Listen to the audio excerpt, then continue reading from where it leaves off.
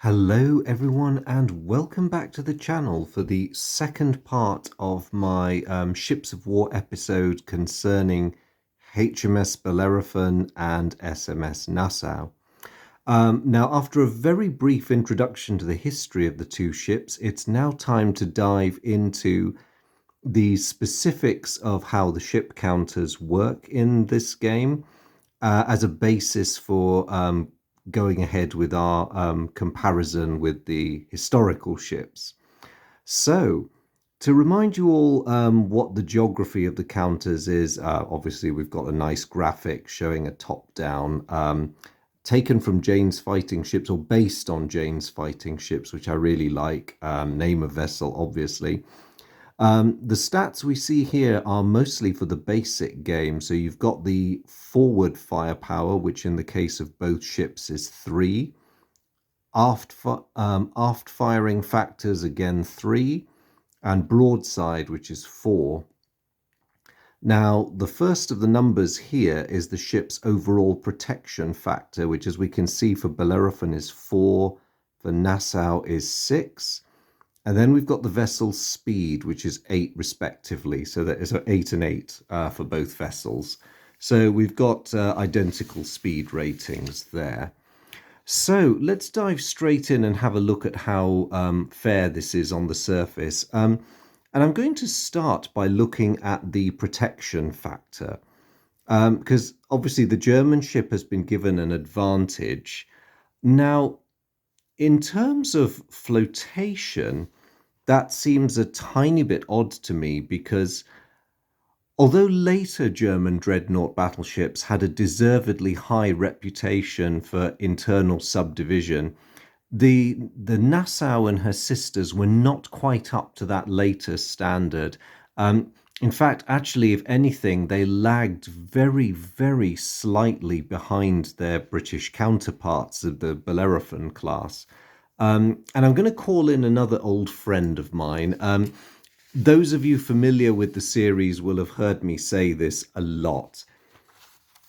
But for a good impression of armour and subdivision in this period, an excellent source is Jane's Fighting Ships. Now, for those of you who have never heard of my channel before and never heard of Jane's Fighting Ships, essentially, Fred T. Jane began what was one of the earliest highly accurate naval reference works, and he did his best to gather data that was as accurate as he could manage. Now, his primary purpose was not just to create the reference work, he also was the creator of Jane's Naval War Game, which is now largely forgotten, but at the time was an incredible analytical tool for allowing both interested civilians and naval officers to try out the game. And the bit that interests me in terms of flotation is this bit at the bottom. So just to explain a convention of Jane's, his reference work and the images here did not represent an accurate depiction of a warship's internal subdivision. What it is actually a generic representation expressed in flotation points. So from what he would have been able to observe of the Westphalians, and he would have had some access. Jane was one of those people who could blag his way into most places. And he was fortunate that he was just about at the tail end of the period where people were willing to be a bit open and honest about the nature of their ships. Now, that said, he was fed a little bit of misinformation. And as you can see, the armor thicknesses are given here. But when I come on to the armor protection in a minute, we'll see that some of those are actually very slightly out. But looking at flotation, the German ship has been rated as 17 and the British ship has been rated a 19. Now, overall, given their hull form and given their internal subdivision, I think that's a pretty fair rating. The British dreadnought was very slightly ahead of her German counterpart.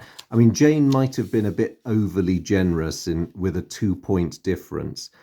But the thing is, again, these were the very first dreadnoughts the Germans had ever constructed, and they were groping their way forward towards the much better designs they would achieve in the König and the Kaiser classes.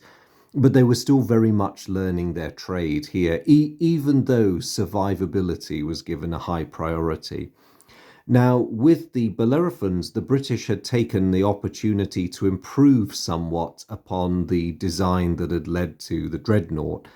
One of the things that had been noted when Dreadnought was in service was the lack of underwater protection, relatively speaking, in an age where the mine and the torpedo was coming to be regarded as a very, very serious threat.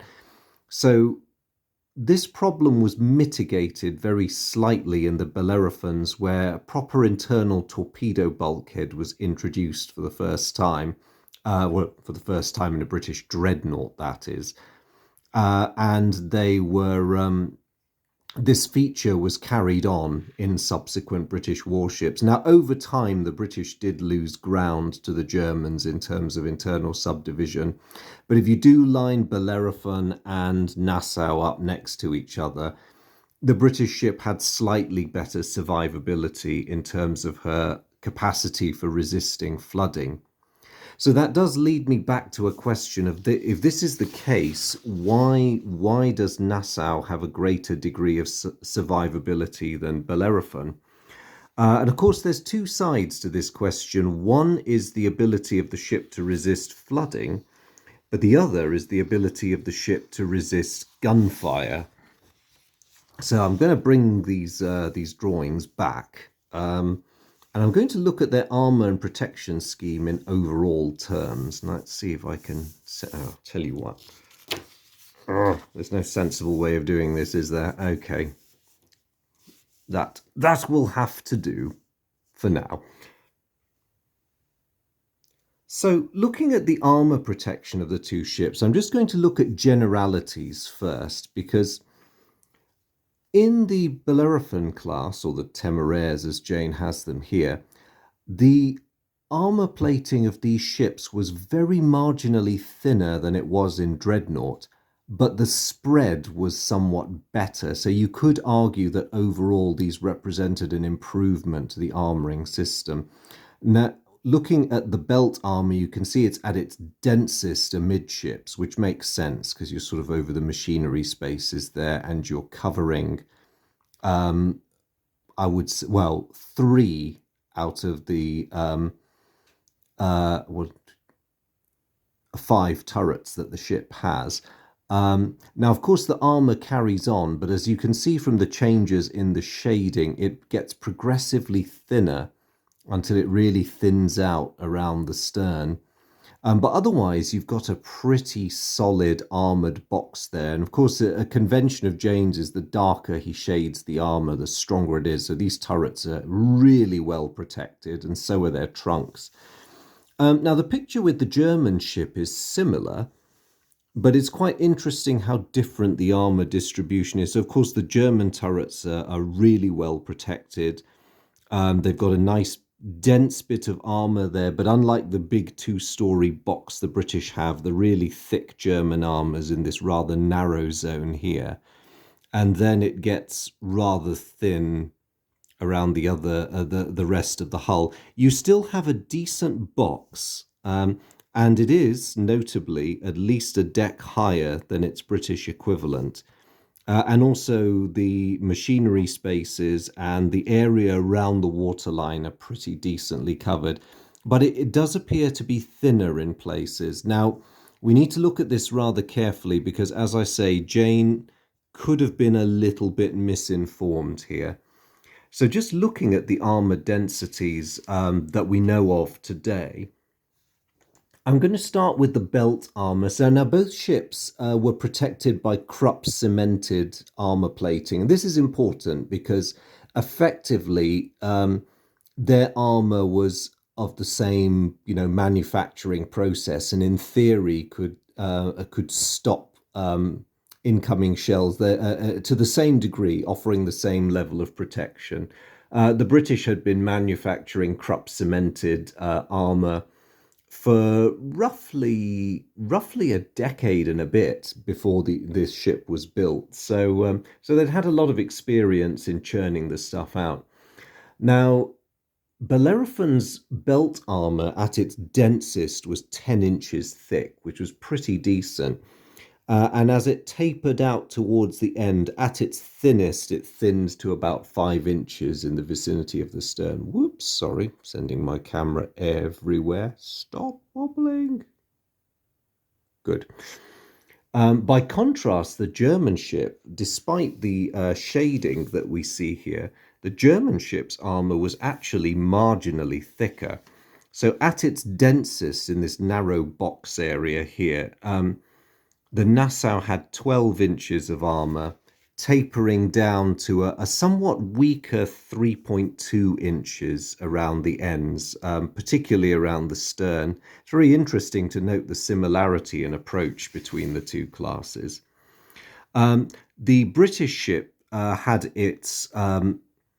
had the ends of its box around the dense area closed off by armoured bulkheads, roughly level with the forward turret and the after one, effectively closing off the ends of the box.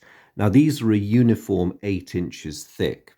The German vessel didn't benefit to the same degree from this. It did have a series of bulkheads, but they were spaced out a little bit, but otherwise roughly similar in area. The thickest of these was 8.3 inches of armor, so very slightly thicker than Bellerophon's protection, but they did taper down to 3.5 inches at their weakest. So whereas the British ship's bulkheads were a uniform 8 inches, were the ones that were armored at any rate, the German ones were, as I say, a bit irregular. Now, as I mentioned earlier, we've got very solid barbettes at the base of the turrets here on the British ship. Those are actually 9 inches at their thickest, so it would have been around the forward and outer edges for the wing turrets, but it tapered down to 5 inches at the rear of the barbettes. The German equivalent was 11 inches on the face, tapering down to about 2 inches on the inward side. So it sort of balances out, even though the German ship arguably had slightly stronger protection there. Where they both meet each other perfectly is the turret faces, which was 11 inches on both ships, tapering down to a slightly thinner, was the sides and the rear of the turrets were thinner. But the important bit, the face, was uniform 11. The conning towers on the British ship, which she had two armoured conning towers, 11 inches of armour on the face, tapering back to 8 inches at the rear, and the same ratio applied to the communications tubes. The German ship, again, thicker armour on the face of the conning tower, her forward one, but a much greater taper. So the forward face of the German conning tower would have been 12 inches of armour, which leaves Bellerophon trailing by an inch, but tapering all the way down to a very thin 3.2 inches at the rear. So quite a dramatic difference. The British armouring seems to have been a bit more uniform, whereas the Germans went for really strong fronts, but a lot of not very much that was substantial behind it. One area where the German ship was well ahead of her British counterpart is the armour plating around her 5.9-inch guns on the battery deck. These were all protected. I see Jane's slightly mistakenly referred to them as 6 inches here, but really it's small change. But these guns enjoyed a very decent level of protection for the time. Contrast them with the completely unprotected British 4-inch guns on the turret tops and in the superstructure. And okay, while the superstructure guns on the Bellerophon would have had a better field of fire and a better command than their equivalents in the German ship, that wouldn't avail them very much if she'd ever taken any shell hits, because they would have made an absolute mess of these unarmored parts. So, broadly speaking, the two ships do represent a fair degree of similarity in design, even though the German level of armoring is a bit more dramatically different when it comes to facings. So, but then when we go back to the stats on the ship counters, why on earth is Bellerophon a bit weaker than Nassau? So I am a little bit unsure of that. And I wonder if, given that this game dates from 1967, perhaps the designer, James Dunnigan, was probably influenced by the prevailing thinking of the time that British warships were uniformly not as well constructed and not as well armored as German ones. Which, of course, today, with a lot more information available, we know that that was not strictly true. Yes, some British ships, particularly British battle cruisers, were very poorly protected compared to their German opposite numbers. But when one looks at the dreadnoughts, the picture is actually more complicated than that. And I stick to my oft stated opinion that the first and second and even third generation of British dreadnoughts were somewhat ahead of their German counterparts. Unsurprisingly, given that the Germans were, as I said earlier, trying to play catch up. So I would actually query that, because I think it's slightly unfair on the British ship to penalise them so heavily relative to the German one. I mean, either maybe pare the Germans back to the level of the British ship, or maybe nudge the British ship up a bit. I might try experimenting with that at some point. But so much for the armor and protection. What about the speed rating? Because they've both been given equivalent speed. Now, this does seem to check out, because the Bellerophon was powered by 4 Parsons turbines, so she had 4 shafts altogether. And she was able to generate, on her trials, she achieved 20 3/4 knots, so very nearly 21 knots on her trials. The German ship, by contrast, was driven by older machinery. So whereas the British ship had very modern turbines, the Nassau was equipped with 3 triple expansion engines, each driving a shaft. And this, nonetheless, despite being older tech, it allowed the ship to reach 20 knots on trial. Admittedly, this was running light and in ideal conditions.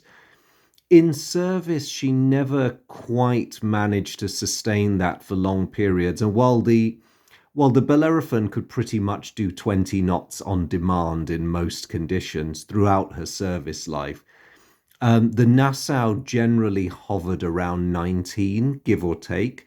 But even so, that's only a single knot's different, and I would argue that that's not really enough in most sea conditions to give the British ship a significant tactical advantage over her German opposite number.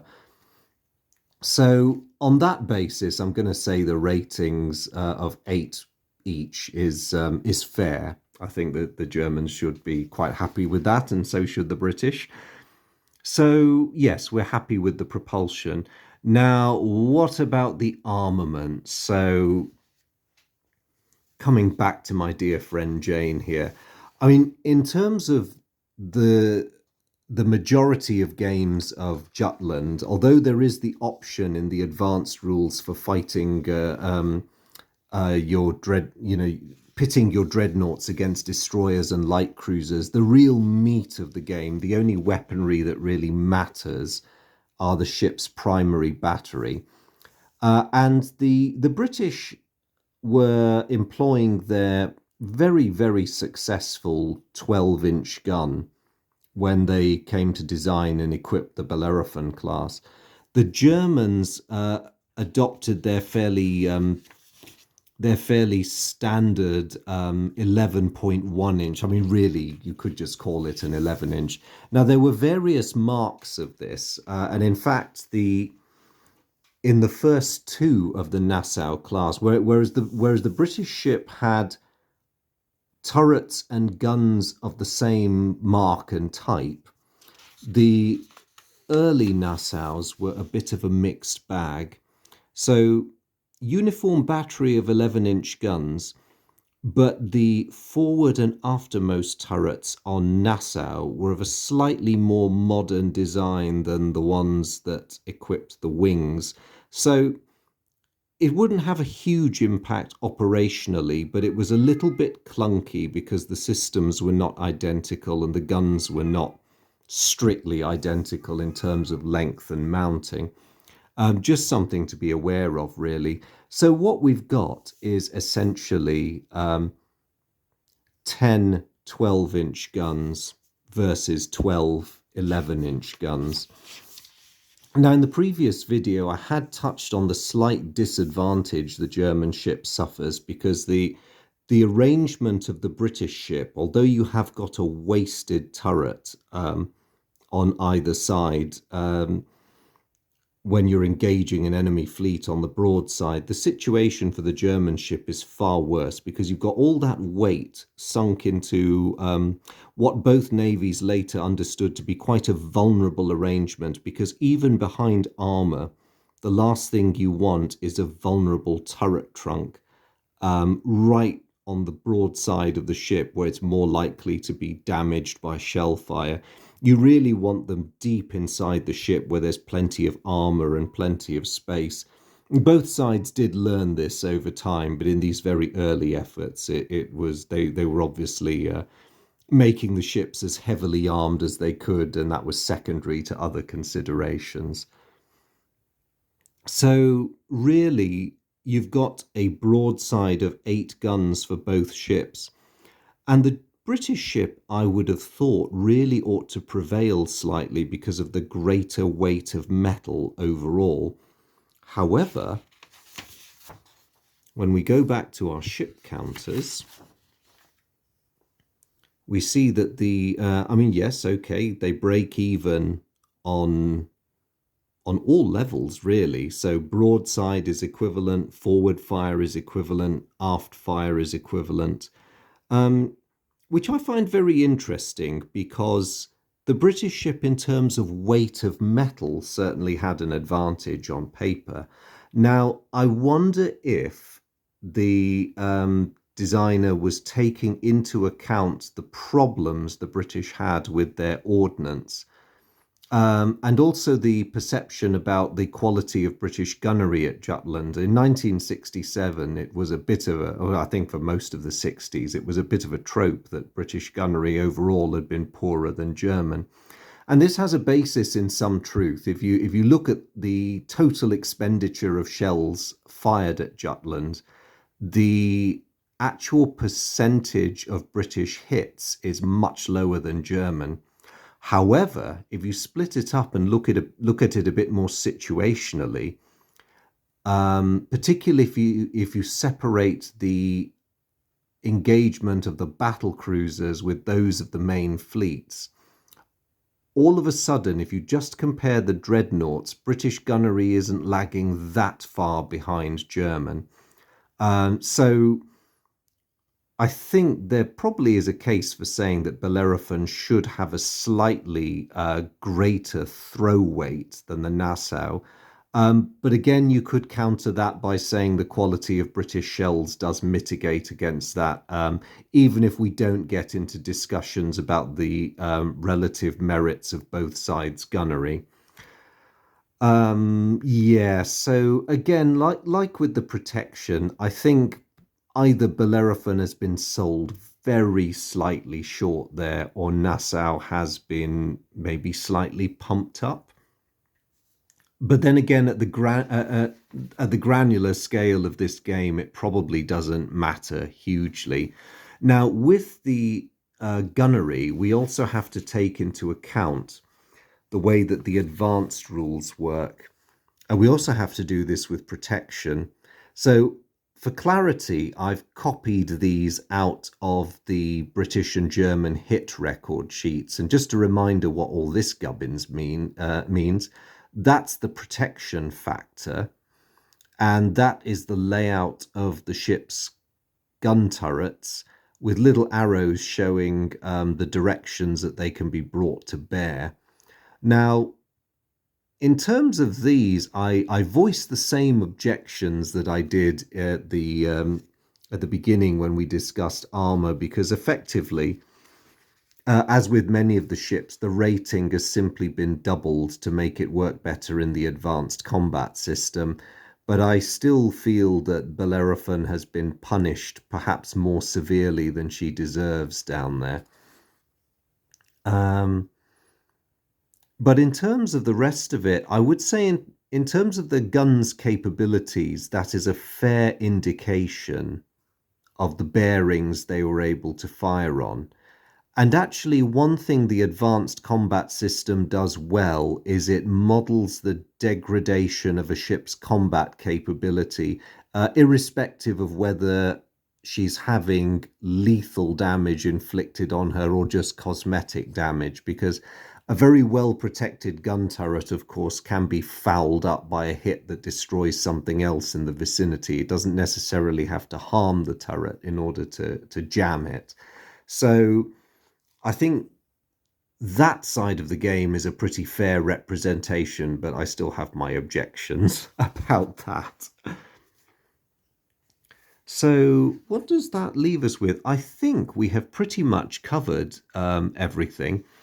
And really, yes, so my overall impressions, I would say to sum up, is that Bellerophon has probably been sold slightly short. There are a few ratings on a number of ships in this game that do make me raise my eyebrow. But then again, returning to where the historiography was and where many perceptions of the realities of the Battle of Jutland were in the 1960s, I can see why James Dunnigan assigned the ratings he did. And also, it does make for a slightly fairer game, because at the end of the day, the British dreadnoughts do outnumber their German opposite numbers quite seriously. And if it weren't for the slight scale back in British capabilities and the protection of British ships, then perhaps it would be too skewed in, excuse me, in favour of the Brits. So there we go. A very quick examination of how HMS Bellerophon and SMS Nassau are represented in James Dunnigan's Jutland. And before I go, I'd just like to leave you with a couple of very handsome images that show off these I don't want to say forgotten ships, because they're not forgotten really, but they tend to be lost very quickly in the rush of building that produces newer ships. So here is a photo of Bellerophon taken just before her torpedo netting was removed. So we'd still be looking at about 1915 or thereabouts here, perhaps early 1915. And you can see the differences again compared to how she looked as completed. I'll just bring that other photo back. So she goes from being that rather imposing looking ship on account of the mast heights to being this somewhat more business-like vessel. You can see the forward superstructure has been built up, additional searchlights have been put in, more ports have been cut for the relocated 4-inch guns. Yeah, she looks a lot more like a combat vessel. I mean, not that she doesn't in the other photograph, but she looks a lot more business-like I say. Yeah, here she's still very much in her peacetime pre-war mode.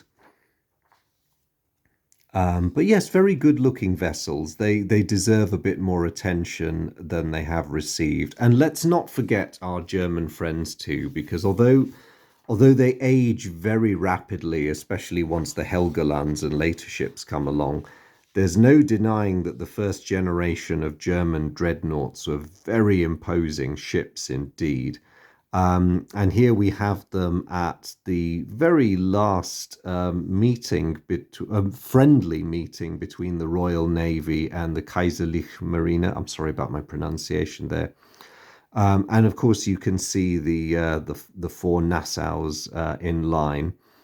So I quite like this photograph because it gives you a very good impression of the appearance of these ships from a slightly elevated angle.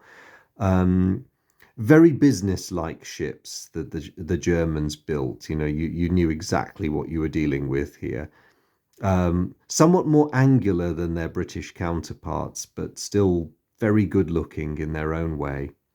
But anyway, I could probably burble on excitedly about how lovely these things look for a very long time, but I'm sure you've all got better things to do. So it only remains for me to say thank you ever so much for following this series. I really hope you found it enjoyable and interesting. I've certainly enjoyed revisiting these two classics of the early Dreadnought era, and it's been a great pleasure to raise their profile. As always, I want to say a huge thank you to all for the other pleasure of your company, of course, and in these videos. To my long suffering veterans, a very big hello to you guys. Thank you so much for all your support.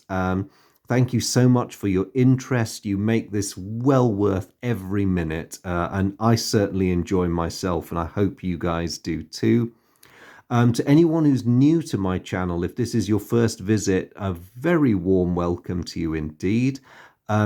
If it's interest in historic ships or even the game Jutland that brought you here, you're very welcome. Please do check out my other videos, both on this game and indeed if it's naval history like the rest of the Ships of War series. If it's wargaming in general that you're after, welcome anyway. I've covered a couple of other games on this channel, so please do have a meander round, and I hope you find something else that you like. But in any case, whoever you are and wherever you're watching from, a very big hello to you and my heartfelt thanks for your interest and your attention. I look forward to seeing you guys again soon in the next video, which I shall have to have some thoughts about. I shall consult the to-do list and see what's coming up. Thanks very much, guys. Bye.